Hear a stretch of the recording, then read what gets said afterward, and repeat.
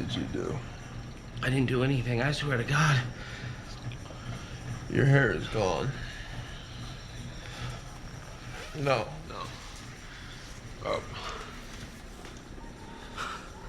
I'm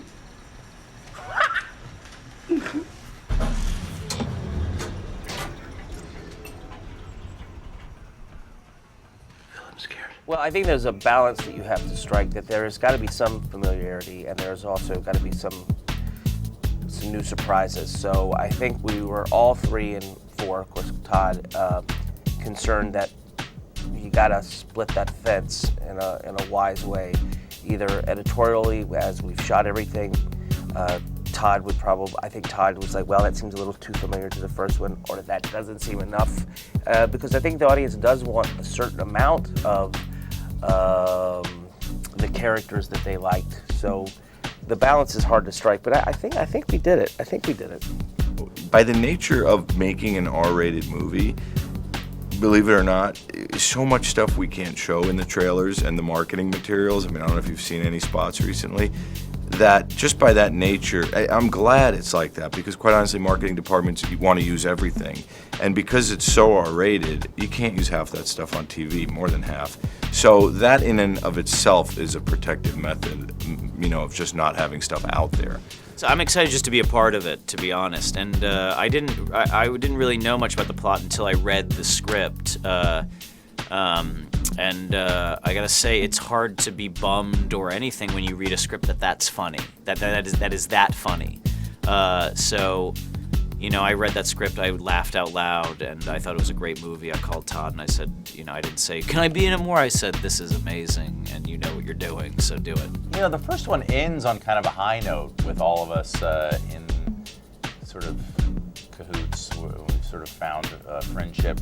But I think clearly over the next 2 years, it's sort of sunk in for Stu how damaged he is by that experience, and that it really was Alan's fault. So Hangover Part 2 starts with some tension in the air already. You won't let go! Dude, get back in the car right now! I'm trying! Slow down!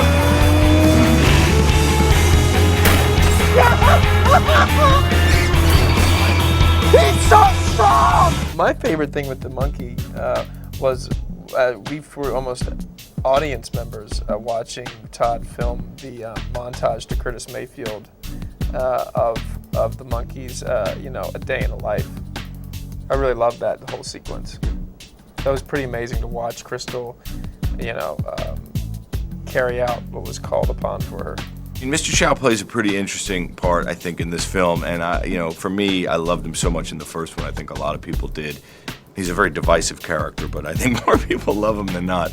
And I wanted to just kind of push his involvement more, and shooting some of the action that we have.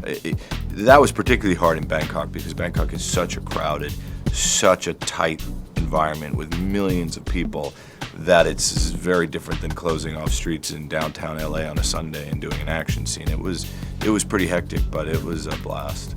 Chow loves chaos. I just think those are, you know, I think that's so evident in this movie, where he, and that extrapolates to me as an actor. I think that the darker side of me as an actor, I just love elements of story that are chaotic and dark, and this movie has that, and I think Todd loves chaos, and I mean, both love being committed, you know, to the chaos, to the nine. So I really think that, you know, this movie, the script is funnier, and it takes it to a more expansive environment where the ante is up considerably. There's just so much more at stake, it's not even funny anymore. It's just, you know, it's just great.